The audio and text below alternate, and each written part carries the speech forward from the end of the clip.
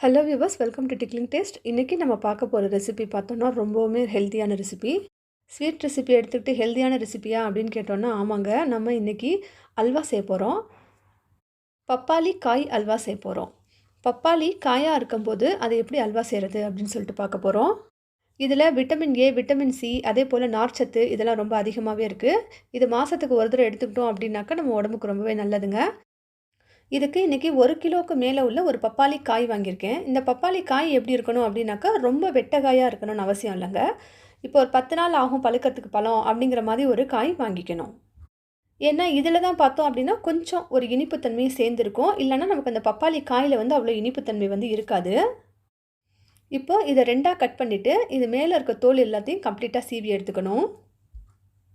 இந்த தோலை சீவறதுக்கு முன்னாடி நல்லா வாஷ் பண்ணிக்கணுங்க. வாஷ் பண்ணிவிட்டு தோலெல்லாம் சீவி எடுத்ததுக்கப்புறம் இப்போ இதை நம்ம வந்து துருகி எடுக்க போகிறோம். அதுக்கு பீஸ்களாக நான் கட் பண்ணிக்கிட்டேன். உங்களுக்கு எந்த மாதிரி பீஸ் வேணுமோ நீங்கள் அந்த மாதிரி கட் பண்ணிக்கலாம். நான் நீட்டமாக கட் பண்ணிக்கிட்டேன்.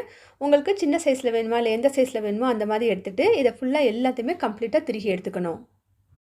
இது பப்பாளி பழமாக இருந்தால் திருக வராதுங்க. இந்த மாதிரி பப்பாளி காயாக இருக்கும்போது அது திருக வரும்.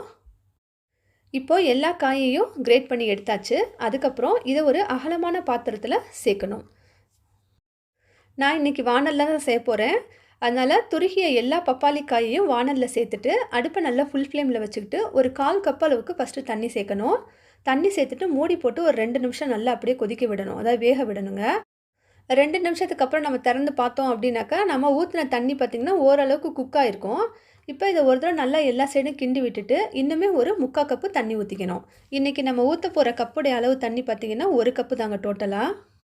3/4 கப்பு தண்ணியை சேர்த்துட்டு ஒரு தடவை மிக்ஸ் பண்ணி விட்டுட்டு இதை ஒரு மீடியம் ஃப்ளேமில் வச்சிடணும். மூடி போட்டு மீடியம் ஃப்ளேமில் அப்படியே வேக விடணும். பார்த்திங்கன்னா இந்த பப்பாளி காய் வேகிறதுக்கு ஒரு 10 நிமிஷம் தாங்க ஆகும். ரொம்ப டைம் எடுக்கவே எடுக்காது. இப்போது 2 நிமிஷத்துக்கு ஒரு தடவை நம்ம மூடியை திறந்து அடிக்கடி இதை கிண்டி விடணும். மீடியம் ஃப்ளேமில் இருக்கனால நமக்கு வந்து வானல் வந்து கருகிறதுக்கான வாய்ப்பு இல்லை கீழே. இருந்தாலும் நம்ம வந்து அடிக்கடி எடுத்து இதை கிண்டி விட்டுக்கணும். 8லேருந்து 10 நிமிஷத்துக்குள்ளே நமக்கு இந்த பப்பாளி காய் அழகாக வெந்துருங்க. வெந்ததுக்கப்புறம் இதில் நம்ம 3/4 கப் அளவுக்கு வெல்லம் சேர்க்கணும்.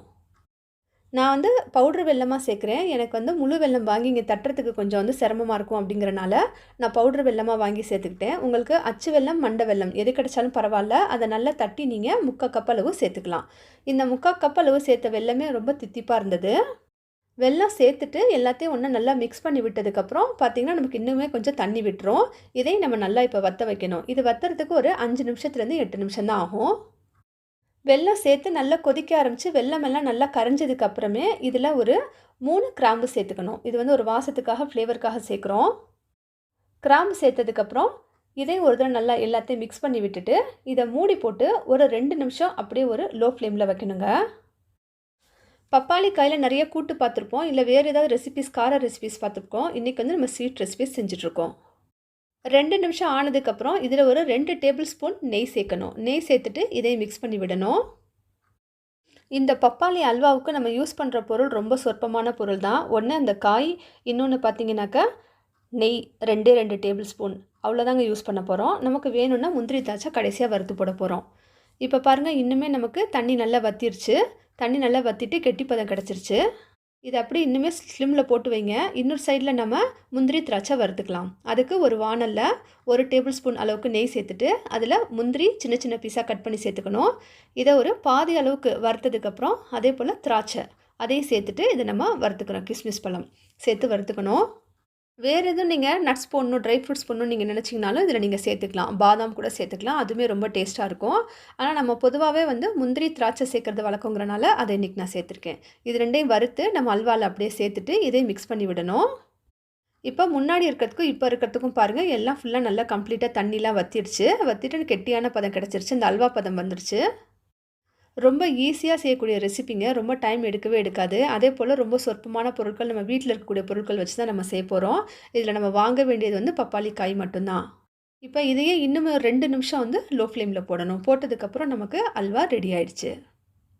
இதில் பாருங்கள், நம்ம வெல்லம் யூஸ் பண்ணுறோம், நம்ம வந்து சர்க்கரை யூஸ் பண்ணல. அதனாலவே ரொம்பவே இது ஹெல்த்தியானது. சின்ன குழந்தையிலேருந்து பெரியவங்க வரையும் இந்த அல்வா வந்து நம்ம சாப்பிட்லாம்.